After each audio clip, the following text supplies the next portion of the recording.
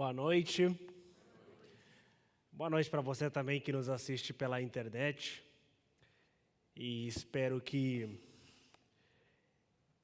esse momento do culto, desde o louvor, que o pessoal da banda H212 acabou de fazer, espero que ele tenha sido tão edificante para a sua vida. Espero que ele tenha tocado profundamente você. Mas antes eu queria orar primeiro, antes de começarmos. Pai, nós queremos te agradecer pelo dia de hoje, te agradecer pela oportunidade de estarmos aqui. Te agradecer também pelo fato de nos ajuntarmos em comunidade para adorarmos e para ouvirmos a Tua palavra. E nessa noite eu quero te convidar a se fazer presente em cada coração, de tal maneira que a Tua palavra possa nos impactar, possa nos edificar e, acima de tudo, também possa nos constranger e nos desafiar a sair do lugar onde nós estamos para darmos um passo além, um passo de fé para glorificarmos o Teu nome. E eu quero pedir que o Senhor nos use nessa noite, a fim de que Tua palavra continue sendo relevante para nossas vidas. Em nome de Jesus, amém. Nós daremos sequência, você que vem aqui de maneira costumeira, sabe que nós estamos estudando o livro de Neemias, e então nós daremos sequência hoje no capítulo 10 do livro de Neemias, falando sobre o compromisso, viver o compromisso, é o tema da nossa mensagem de hoje. Então eu queria convidar rapidamente você a abrir a sua Bíblia no livro de Neemias, capítulo 9 e 10. Eu farei a leitura do versículo de número 38 no capítulo 9 e mais tarde faremos a leitura do capítulo 10. Mas primeiramente faremos a leitura do capítulo 9. Neemias 9, 38. Quem achou, diga achei. Quem não achou, diga não achei. Sinal que todo mundo achou. Em vista disso tudo, estamos fazendo um acordo por escrito e assinado por nossos líderes, nossos levitas e nossos sacerdotes. Em vista de tudo isso, estamos fazendo um acordo por escrito e assinado por nossos líderes, nossos levitas e nossos sacerdotes.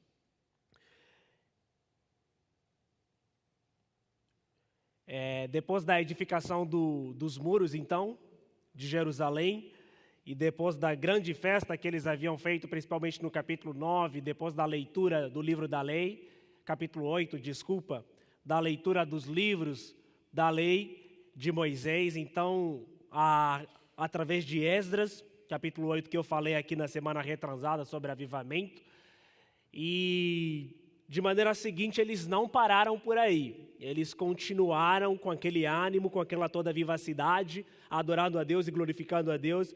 E no capítulo 9, então no final do capítulo 9, para que esse impacto e aquilo que eles estavam vivendo não se tornasse simplesmente algo fútil, algo de maneira superficial, eles então convocaram os líderes, os sacerdotes, os levitas, para que eles formassem então um acordo, um compromisso por escrito, daquilo, na verdade, que doravante eles poderiam desenvolver e doravante a maneira pela qual eles poderiam viver. E a partir daí, então, eles, de maneira voluntária, eles resolvem fazer como se fosse... eles resolvem fazer, na verdade, um documento testificando que a partir daquele exato momento eles poderiam então vivendo de maneira compromissada a glorificar a Deus e a fazer tudo para a honra e glória do nome de Deus. Bom, compromisso, na verdade, é uma palavra muito interessante porque, como cristãos, ela é uma das características que nós não podemos negligenciá-la. Porque quando nós negligenciamos o compromisso, nosso cristianismo, ele na verdade se torna muito, mas muito interessante. Porque na verdade, uma vida cristã sem compromisso é um pouquinho de contradição. Um pouquinho não, na verdade, é muita contradição. Porque na verdade não existe cristianismo sem compromisso, Se você for um cristão e você não tiver uma vida de compromisso, então você está entrando em contradição. Alguma coisa não está, na verdade, bem esclarecida nesse tipo de cristianismo que você está vivendo. E, na verdade, a tendência da sociedade em que nós estamos inserida é cada vez mais as pessoas viverem uma vida sem compromisso, né? As pessoas elas tendem a viver uma vida sem compromisso. É assim, muitas das vezes, no mercado de trabalho. E a pessoa é contratada, no mês seguinte, se ela não gostou do emprego, então ela vai embora, porque ela não tem compromisso, na verdade, com aquele emprego. É assim com a família, as pessoas não têm compromisso com as suas próprias famílias. Com as amizades, também as pessoas não têm compromisso com as amizades, por isso é que as amizades elas se diluem de maneira muito fácil, as pessoas desistem facilmente das coisas. E essa desistência de maneira fácil a respeito das coisas, demonstra, na verdade, a falta de compromisso que a nossa sociedade ultimamente tem vivido. No emprego, na família, nas amizades, nos relacionamentos, né? Então, as pessoas elas caminham e desistem de maneira fácil das coisas, tudo isso por falta de compromisso. E a vida cristã, na verdade, ela vai ser pautada pelo compromisso, porque adorar a Deus é um compromisso, viver Cristo é um compromisso, na verdade. Ser cristão, então, é um compromisso que você tem com Deus, é um compromisso que você firma com Deus através do Espírito Santo agindo dentro de você, te impelindo, na verdade, na vivência diária e submissão em relação às Escrituras. Essa vida que você tem de obediência às Escrituras, de obediência a Deus através da ação do Espírito Santo na sua vida, é uma vida de compromisso, né, que vai sendo gerada através da ação do Espírito Santo na sua vida. Então, um cristianismo sem compromisso é uma grande contradição.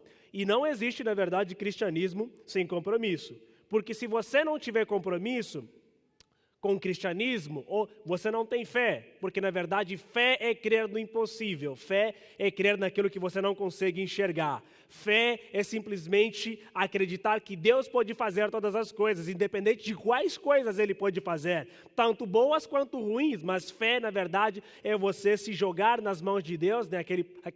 Aquele comercial do Guaraná, né? Fé é se jogar no escuro, né? Você não sabe o que você vai encontrar, mas aí você se joga no escuro, você confia simplesmente. E você só vai confiar se você tiver compromisso. E ultimamente, na verdade, tem sido difícil, mas muito difícil, encontrar pessoas compromissadas.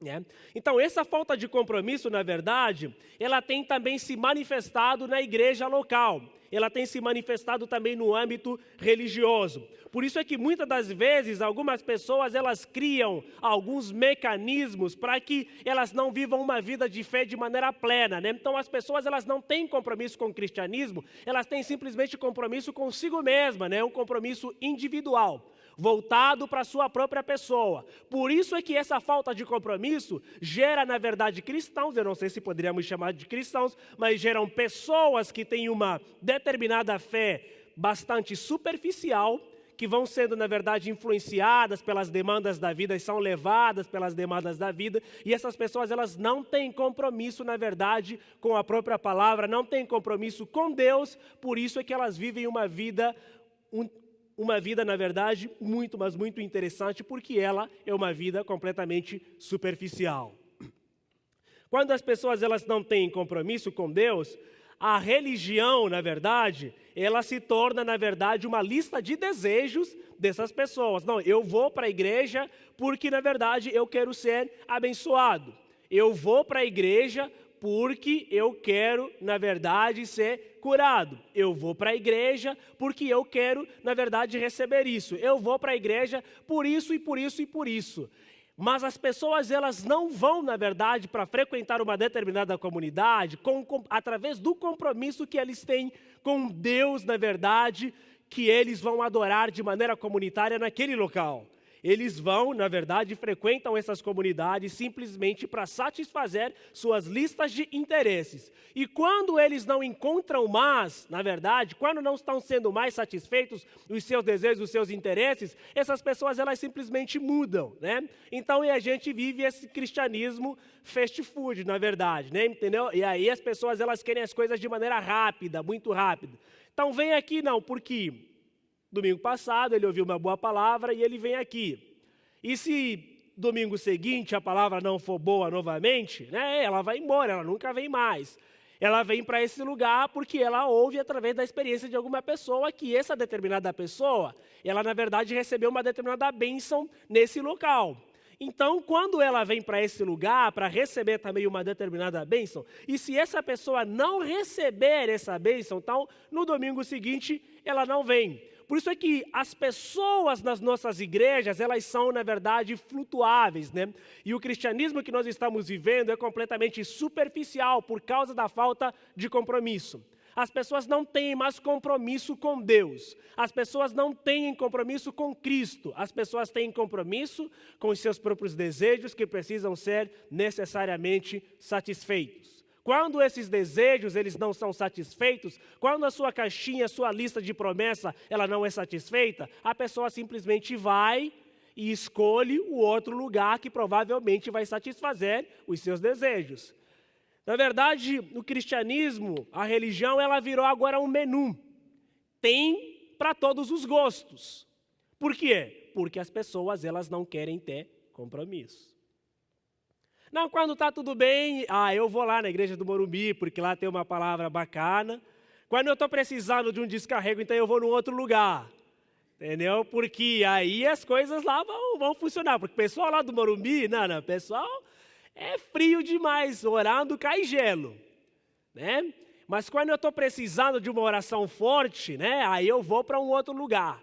Quando eu estou precisando de uma oração poderosa, aí eu vou para um outro lugar. Mas quando eu estou precisando de entender um pouquinho mais as Escrituras, aí eu vou para a igreja do Morumbi, né? Porque as pessoas elas não têm compromisso com o próprio Deus, entendeu? Então é de acordo com a necessidade que elas têm, de acordo com os desejos do seu próprio coração, então elas na verdade são moldadas de acordo com esses padrões. Por isso é que nós vemos na verdade tantas e tantas pessoas que se dizem cristãs, mas na prática da coisa, elas não têm um relacionamento profundo com Deus, porque elas não têm compromisso, e compromisso com o próprio Deus. Brasil é um dos países mais evangélicos do planeta, se não o mais evangélico do planeta. Mas a gente consegue encontrar toda a sorte de miséria, forte essa palavra, em todos os sentidos, miséria espiritual, miséria física mesmo, entendeu? As pessoas não são boas moralmente falando, a ética já foi jogada para o lixo, então as pessoas elas não se importam com o seu próximo, as pessoas vivem na verdade com uma vida completamente egoísta, egocêntrica, com uma vida pautada simplesmente no individualismo, né? Esse individualismo ontológico na verdade, que as respostas elas só encontram na sua verdadeira existência, na verdade, né? Então elas não se importam com o próximo, não se importam com quem está ao seu lado. Por quê? Porque o compromisso que essas pessoas têm é um compromisso individual, é um compromisso que satisfaz necessariamente os seus desejos individuais. Então, se nós somos um dos maiores países, na verdade, evangélicos e cristãos do mundo, e o nosso país ele não é transformado e as pessoas ao nosso redor elas não são transformadas, o comportamento ético e moral na nossa sociedade ela não é transformada, ela vai de mal a pior, cada dia mais as coisas vão acontecendo de maneira lastimáveis, alguma coisa está errada. Porque em todo lugar onde o cristianismo penetra, existe uma transformação. E toda pessoa que tem um contato, na verdade, com o cristianismo, essa pessoa tem uma transformação. Porque é impossível você ter um contato com Jesus e você não ser transformado por Ele. Se você tem contato com Jesus, você é transformado por Ele. Se você é transformado por Jesus, você tem uma mudança. A sua vida, o quadro da sua vida, ele se torna completamente diferente. E se você tem uma mudança, você vai provocar necessariamente uma mudança para as pessoas que estiverem ao seu redor. Mas não é isso que a gente encara, na verdade, no Brasil. E a gente vê que as coisas vão, na verdade, cada vez mais se deteriorando, as coisas vão cada vez mais de mal a pior. Mas nós vemos várias e várias pessoas levantando a bandeira, dizendo que são crentes, dizendo que são evangélicos, dizendo que são cristãos, né? Mas na hora mesmo do compromisso com Deus, essas pessoas a gente não consegue encarar. Na hora de fazer mudança, realmente essas pessoas a gente não consegue perceber a mudança que elas estão provocando na sociedade, o impacto que elas estão, na verdade, provocando na sociedade. Então isso soa muito, mas muito estranho. E isso é através da falta de compromisso da nossa parte. Porque se realmente fôssemos pessoas compromissadas com a palavra, compromissadas com Deus, nós seríamos agentes usados por Deus para a transformação da sociedade em que nós estamos. Se o nosso compromisso fosse de maneira exclusiva, simplesmente para adorar e para glorificar a Deus, na medida que nós nos esforçarmos para cumprir com a vontade de Deus, para cumprir com o chamado proposto por Deus a nós, e o Espírito Santo nos ajudando para o cumprimento desse propósito, tenho certeza que nós poderíamos ser agentes transformadores da sociedade em que nós nos encontramos. Mas, infelizmente, não é isso que acontece. Não é isso. Por isso é que nós, como cristãos, somos chamados toda sorte de nomes, toda sorte de adjetivos que não glorificam a Deus, porque realmente nós não temos compromisso com a palavra nem com o próprio Deus. E aí a gente fala que estamos sendo perseguidos. E realmente, se fôssemos perseguidos por causa da própria palavra, seria joia. Se fôssemos perseguidos pelo reino de Deus, seria ótimo. Se fôssemos perseguidos pelo compromisso com Deus, seria excelente. Mas nós somos perseguidos porque nós, na verdade, não praticamos e nem vivemos a palavra. Somos perseguidos porque nós somos hipócritas, porque realmente nós não amamos as outras pessoas, porque nós estamos aqui nesse lugar, cantamos que amamos a Deus, levantamos as nossas mãos para os céus, rendemos graças a Deus, falamos que tudo que nós temos, na verdade, pertence a Deus, e que se pertence a Deus, deveria também fazer parte do nosso próximo. Mas quando nós saímos daqui, isso fica simplesmente nesse lugar. Não vai conosco lá fora. Nós não nos importamos com quem está do nosso lado, não nos importamos com as pessoas que estão ao nosso redor, não nos importamos em ser agentes transformadores de quem está ao nosso redor. Nos esquecemos das palavras de Jesus que nós, na verdade, precisamos ser sal e luz desse mundo. Que, na verdade, precisamos carregar a mensagem da cruz. E é essa mensagem que promove transformação e é essa mensagem que promove libertação para a vida das pessoas que estão, na verdade, necessitando de Cristo. E a gente não vive isso, muito pelo contrário, A gente vive tudo menos necessariamente isso. Então, quando você olha, na verdade, para o livro de Neemias, no capítulo 9 e o versículo 38 que nós lemos, você percebe alguma coisa muito interessante. Eles, de maneira voluntária, se levantaram e eles falaram: na verdade, estamos fazendo um acordo por escrito e assinado por nossos líderes, nossos levitas e nossos sacerdotes. Qual acordo esses? Que eles poderiam amar a Deus, que eles poderiam glorificar a Deus, que eles poderiam se dedicar de maneira exclusiva, na verdade, à obediência à palavra de Deus, que eles poderiam viver em santidade e que eles poderiam, na verdade, que eles poderiam se ocupar no trabalho de manter e restaurar a casa de Deus. Por isso, eu convido você a abrir novamente sua Bíblia no livro de Neemias, agora no capítulo 10.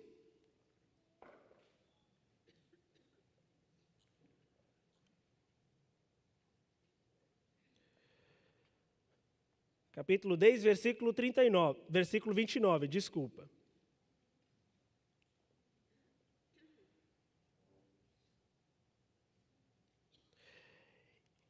Agora se une a seus irmãos, os nobres, e se obrigam sob maldição e sob juramento a seguir a lei de Deus dada por meio do servo de Deus, Moisés, e a obedecer fielmente a todos os mandamentos, ordenanças e decretos do Senhor, nosso Senhor. Então eles agora se levantam, não é verdade? Eles agora conclamam a obediência.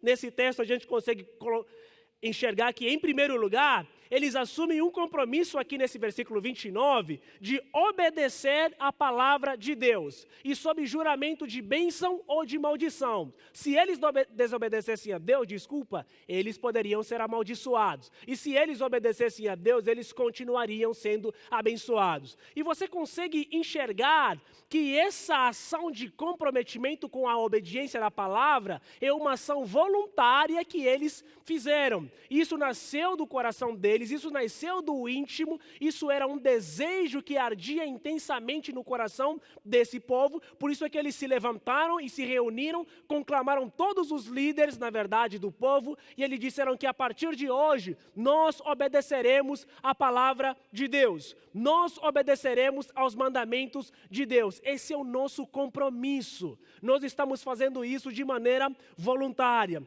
Então eles decidiram, na verdade, obedecer a palavra de Deus. E esse compromisso que eles fizeram com a palavra foi um compromisso, na verdade, voluntário. E eles elegeram a palavra de Deus como regra suprema e fizeram dela um projeto, na verdade, de obediência pelo resto da vida. É isso que eles fizeram. Nós obedeceremos somente a palavra de Deus. Nós consultaremos somente a palavra de Deus. Em qualquer momento da minha vida, se eu estiver indeciso, eu vou correr a palavra de Deus. Se eu estiver necessitado de alguma coisa, eu vou correr a palavra de Deus. Se eu estiver necessitado de orientação, eu vou correr a palavra de Deus. Se eu estiver procurando de ajuda, eu vou correr a palavra de Deus. Porque a palavra de Deus revela o caráter do próprio Deus. Porque a palavra de Deus fala a respeito do próprio Deus, porque a palavra de Deus, ela traz cura, ela traz restauração, ela traz libertação, porque a palavra do próprio Deus, ela nos guia, e é a palavra de Deus, na verdade, pela qual nós devemos caminhar pelo resto das nossas vidas. E eles fizeram esse compromisso, de obedecer a palavra de Deus, de caminhar segundo os propósitos da palavra de Deus, porque eles perceberam que orientação nenhuma vindo de homem nenhum poderia ser muito mais útil e muito mais edificante do que a própria palavra. Por isso é que eles decidiram se comprometer com a palavra, porque eles sabiam que a palavra revela o caráter do próprio Deus. E que toda vez que você tem contato com a palavra, você tem contato com palavras que nasceram, na verdade, do ser do próprio Deus. Só que, hoje em dia, a gente, quando você olha para a sua própria vida, é interessante que, por mais que a gente esteja passando por dificuldades, por problemas, a gente recorre para a palavra de Deus em última instância. E não em primeira instância. Isso se é que a gente recorre para a palavra de Deus. Isso se é que você abre a palavra de Deus. Tem alguns ainda que abrem a palavra de Deus como caixinha de promessas, Aí vai lá 1, 2, 3 e já. Aí abre lá no livro de Crônicas, naquela genealogia toda. E agora, o que é que Deus está falando para mim, Mas eles, na verdade, decidiram obedecer e caminhar segundo a palavra de Deus. Porque a palavra de Deus revela a vontade de Deus. E se você andar conforme a palavra, você anda conforme a vontade de Deus. E se você andar conforme a palavra, você, na verdade, vai se poupar de cometer muitos, mas muitos erros. Eu gosto dos Salmos, e eu já citei aqui pregando, e sempre que falar a respeito da palavra, vou continuar a citá-lo. Quando ele fala que, na verdade, a palavra de Deus é a luz para os nossos, é a lâmpada para os meus pés e a luz para o meu caminho. Ou seja, se você vive de acordo com a palavra, você sabe para onde você vai, porque a palavra, ela te guia.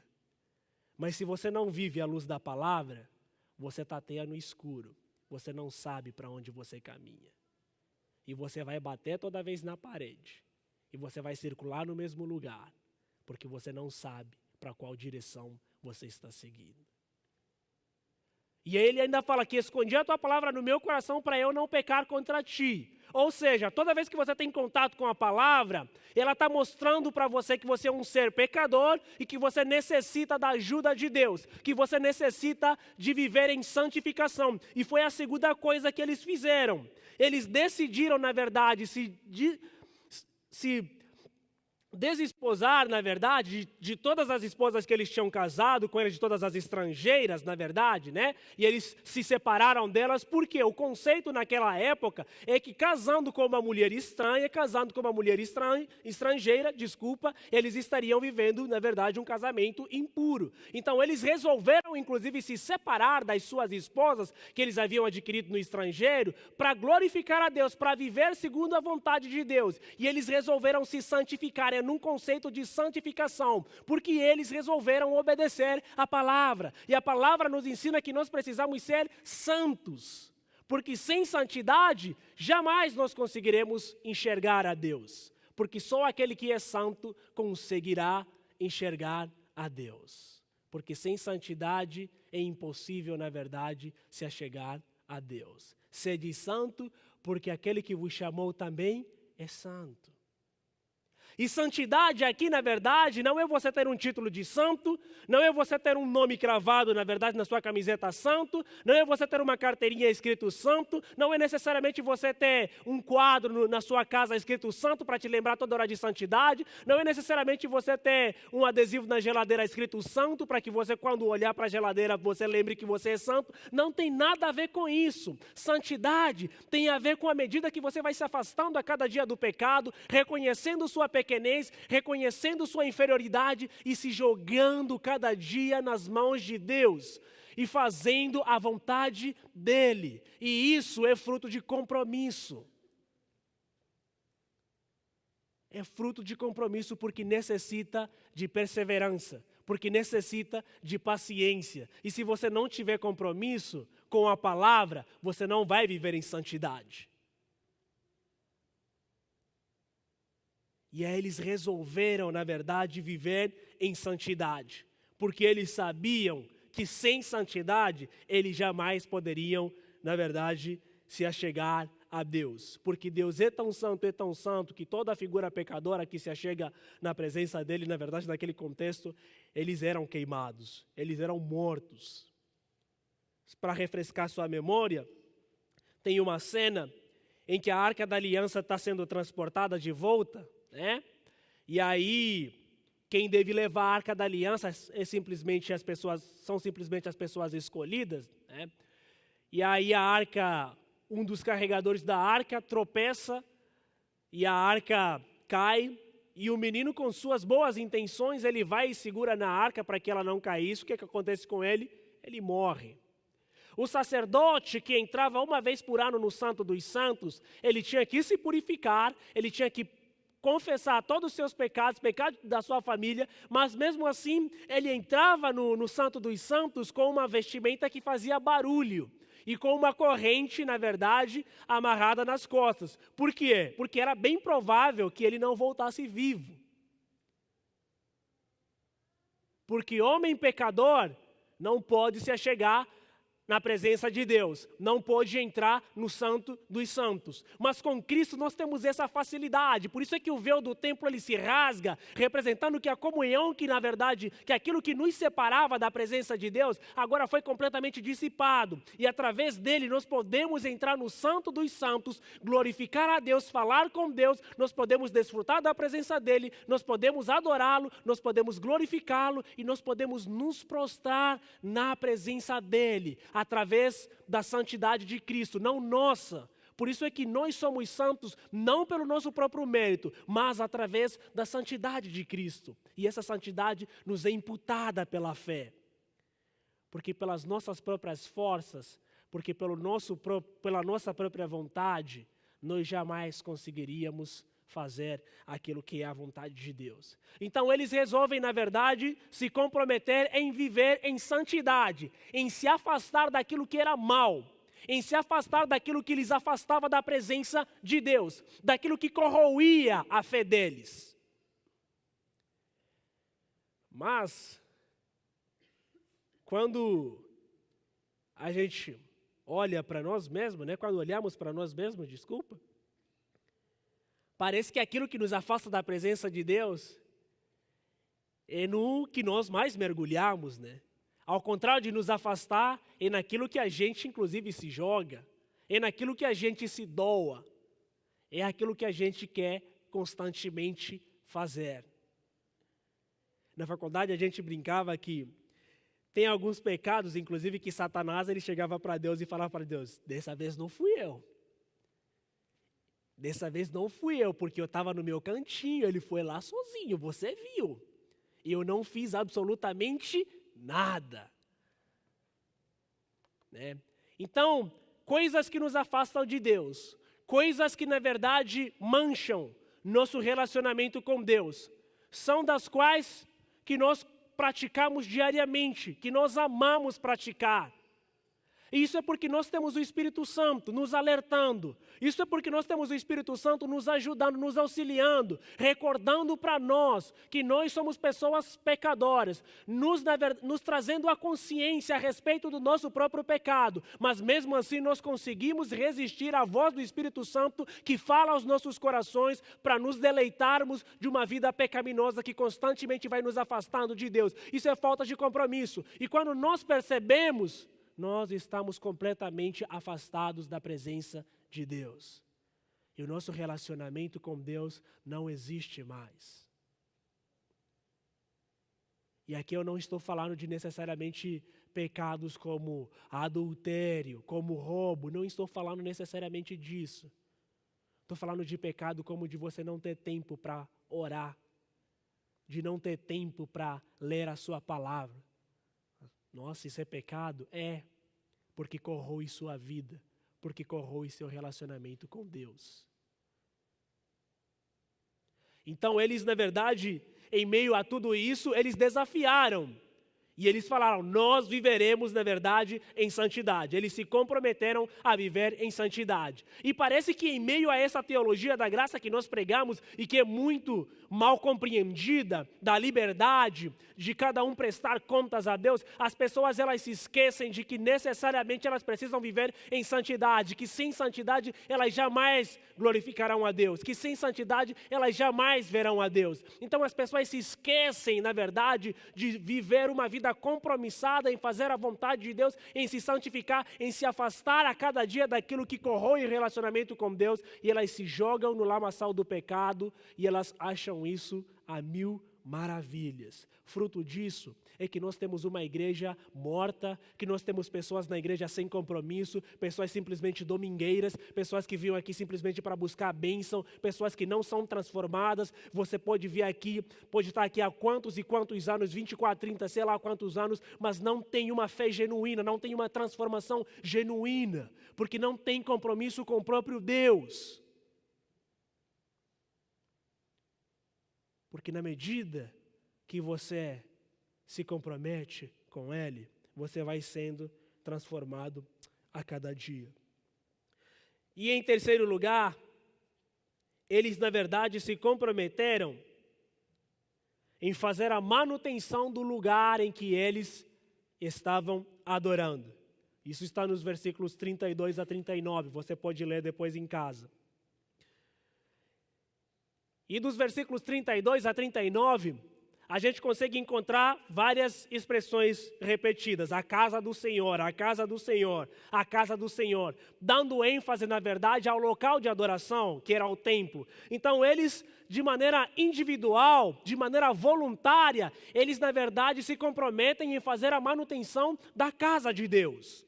Eles se comprometem em manter a casa de Deus, em manter os levitas, os sacerdotes, todos aqueles que estavam na casa de Deus. É um compromisso que eles fizeram.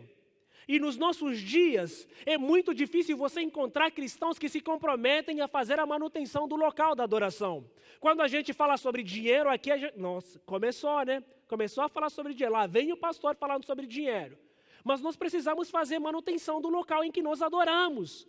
Nós precisamos pagar essa estrutura, nós precisamos pagar as pessoas que vivem fazendo a obra do Senhor. E quem vai fazer isso somos nós, cristãos, que um dia entendemos, na verdade, que tudo que nós temos pertence a Deus e que fazendo o compromisso de manter a obra de Deus é uma das maneiras de demonstrarmos nossa fidelidade a Deus, é uma das maneiras de obedecermos a Deus, é uma das maneiras de honrarmos a Deus.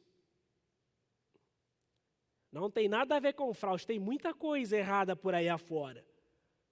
Mas é muito difícil encontrar cristãos que inclusive admitam que manter a casa de Deus, manter o lugar de adoração, é uma demonstração de amor e de obediência e de compromisso com o próprio Deus. Foi isso que eles fizeram. Eles, de maneira voluntária, resolveram simplesmente manter o templo. A última frase desse capítulo fala: não negligenciaremos o templo do nosso Deus. No versículo 39. Não negligenciaremos o templo do nosso Deus. Porque eles perceberam que se eles não se comprometessem em contribuir para a casa de Deus, aqueles levitas poderiam morrer à fome, aqueles sacerdotes poderiam morrer à fome, e se isso acontecesse, eles na verdade estavam desobedecendo a Deus. E eles não estavam honrando, nem tampouco a Deus. Por isso é que eles, de maneira voluntária, eles resolveram então falar: não, deixa aqui, a gente faz isso. Nós vamos contribuir, porque nós sabemos que essa comunidade é importante para nós. E, na verdade, isso mostra que muitos de nós não temos nenhum senso de comunidade ou de obrigação social para as pessoas que estão à nossa volta. Porque, na verdade, tudo que nós pensamos é simplesmente fragmentado.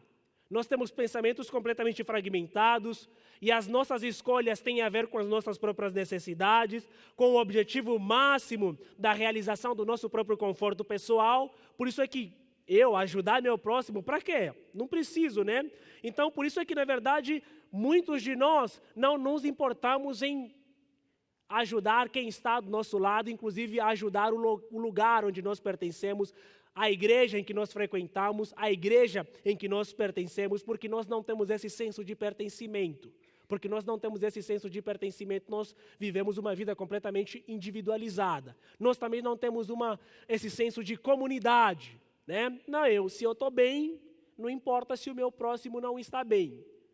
Se eu estou bem, isso é o fundamental. Se o pastor lá não está bem, o problema é dele, ele que ore para Deus, né? Eu vou ver se ele tem fé e Deus vai operar um milagre na vida dele. Afinal de contas, se Elias foi alimentado pelos corvos, por que ele não pode ser alimentado também, né? Então, a gente se esquece de que contribuição, zelo e manutenção da casa de Deus é um dos compromissos que nós, na verdade, como cristãos, devemos ter. E isso não tem necessariamente só a ver com manter a estrutura, tem a ver também com, na verdade, a realização de ajuda no âmbito social para com outras pessoas. Por isso é que nós vivemos uma vida, na verdade, de individualismo, ontológico, né? Na verdade que tudo que eu penso tem significado se fazer simplesmente resultado para mim, na verdade. Né? Então, tudo só tem significado para mim.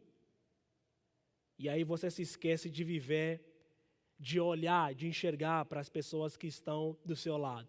Então, essa falta de compromisso, na verdade, tem gerado uma igreja completamente apática a respeito daquilo que está acontecendo na sociedade. Tem gerado cristãos completamente apáticos, cristãos não comprometidos, cristãos que não oram, cristãos que não obedecem à palavra, cristãos que não têm um relacionamento firme e um relacionamento palpável nas Escrituras. Porque para que isso aconteça, na verdade, é necessário que a gente tenha compromisso. Porque sem compromisso, nossa fé se torna simplesmente individualista e ela se torna árida e estéril. Ela jamais vai dar frutos. Porque você só vai dar frutos, sua fé só vai dar frutos, se você estiver comprometido com o próprio Deus. Você só vai pensar de maneira comunitária, se você estiver comprometido com o próprio Deus.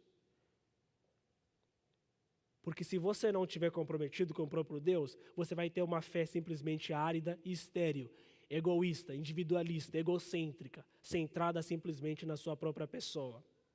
Sem compromisso, nossas vidas elas ficam sem sentido ou sem propósito. Por isso é que algumas pessoas elas desistem simplesmente da vida, porque não tem compromisso, não tem propósito. E se você não tem propósito, afinal, não vale a pena viver. Porque uma vida sem propósito é uma vida completamente inútil.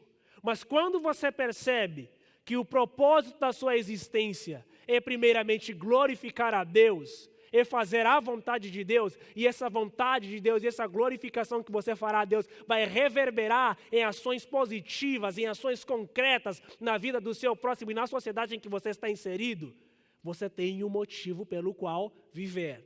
Você tem um motivo pelo qual lutar. Isso é gerado por compromisso. Mas as pessoas, elas não querem ter compromisso porque elas não querem ser cobradas. As pessoas, elas não querem ter compromissos porque elas não querem ser cobradas por ninguém. Porque quando você se compromete com Deus, Ele vai te cobrar. Ele vai cobrar de você. Então, como nós não queremos cobranças, não queremos responsabilidades, né? A nossa vida é pautada na filosofia do Zeca Pagodinho, né? Deixa a vida me levar e a vida leva eu. E junto com a filosofia do Martinho da Vila, devagar, devagarinho, devagar. Quando você percebe devagar, devagarinho, você está completamente afastado e longe da presença de Deus, sem propósito nenhum para a sua própria existência.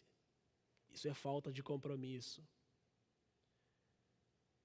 Então, quando a gente olha para o tratado que essas pessoas escreveram, no capítulo 10 de Neemias, eles, de maneira voluntária, de maneira individual, algo que nasceu no coração deles, eles simplesmente resolveram obedecer a Deus. Eles resolveram se comprometer com Deus, através da obediência à palavra, através da vida de santidade, e eles também se comprometeram em manter ou fazer a manutenção do lugar em que eles adoravam a Deus, nesse caso que era o templo.